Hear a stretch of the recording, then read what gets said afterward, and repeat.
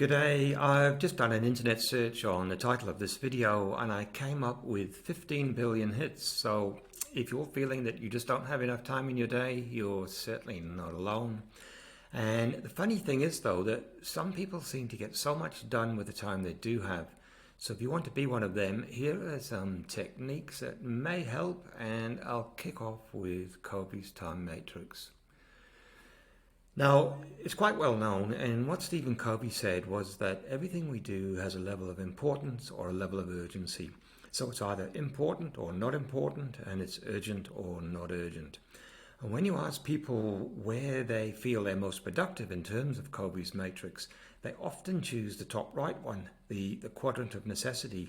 And this is probably because they get a bit of a buzz from feeling that they're getting stuff done, they're meeting deadlines, dealing with emergencies, pressing problems, etc. But in reality, what they're actually doing is chasing their tail. And what Stephen Covey said is that the most effective way of spending your time is in the top left one, the quadrant of quality. And this means that doing stuff like planning, maybe planning a business, for example, building relationships with your clients, coaching staff, and so on. And all of these things are activities which, if you get them right, you're going to free up time in the future, make your business more efficient, and it will result in your spending less time chasing your tail. So Covey was also quite brutal about the bottom two quadrants, which are filled with unimportant stuff.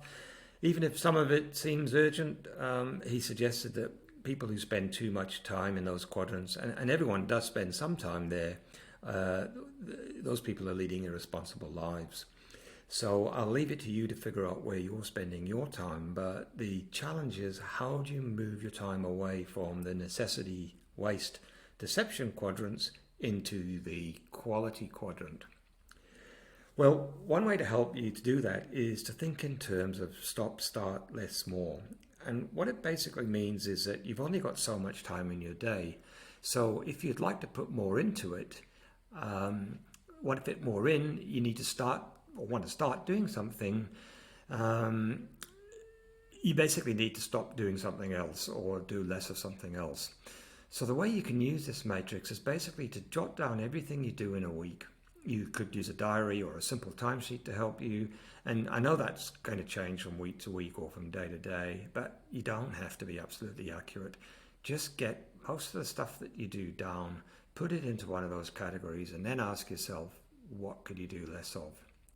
Or what would you like to do less of? Or what should you be stop doing maybe, so that you can start doing more useful stuff or stuff that's more effective? And when you're doing that, don't forget that you can delegate, and which is a difficult thing for many people.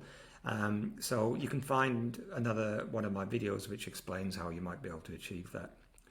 And you can also outsource stuff, and you can also quite simply just stop doing it. So those are some options in terms of freeing up your time, and give it a go. These things actually work. This process works.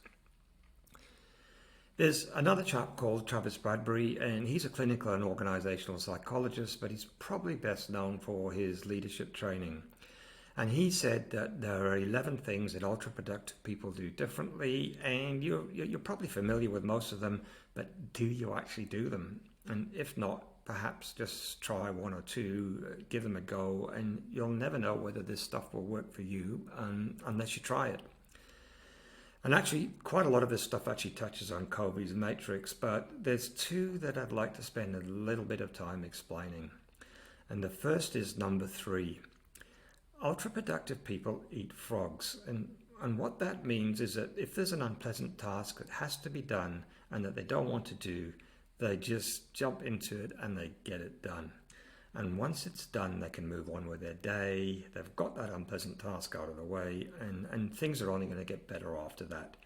So don't procrastinate on the unpleasant stuff, because really what you're doing is putting yourself under psychological pressure, and that will likely make you underperform when you're doing other stuff that you want to do or that you're actually good at. And I'd also like to quickly mention number 11. Ultra-productive people put technology to work for them. Now, often when a client comes to see me, they'll say that they believe technology is an answer to improving their efficiency. And in principle, they're absolutely correct. But when we dig a little bit deeper into it, what we actually find is they've already got technology in their business, but they're not using it properly. And the real problem is not that they need better technology, but they need to use their current technology better. And they need to change the culture, the behavior, maybe their leadership style as to how they put that technology to use for them. And if they don't do that, they may find that they've wasted their money, time and effort on installing new technology. And it's not going to help them because they haven't changed their own approach to using it.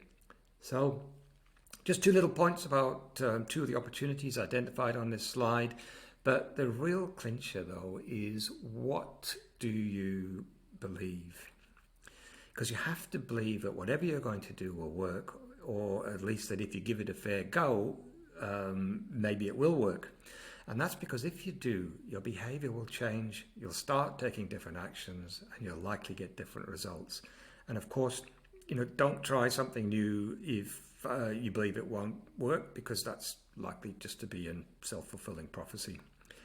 So there's a few techniques for you that could help you put more time in your day so that you can get more stuff done, including finding more time to be with family, friends, and fishing or whatever else is important to you. So find one that you think will work for you, give it a go, and if it works, that's great. If not, try another one. And remember that lots of people seem to get so much done in a day, but it's probably didn't happen by accident. They had to learn what worked for them, and they're probably continually trying new stuff to make sure that they stay on top of their time. So there's some ideas for you. These ideas actually do work. Everyone's different, so different techniques work for different people. Give some of them a try, and good luck with it.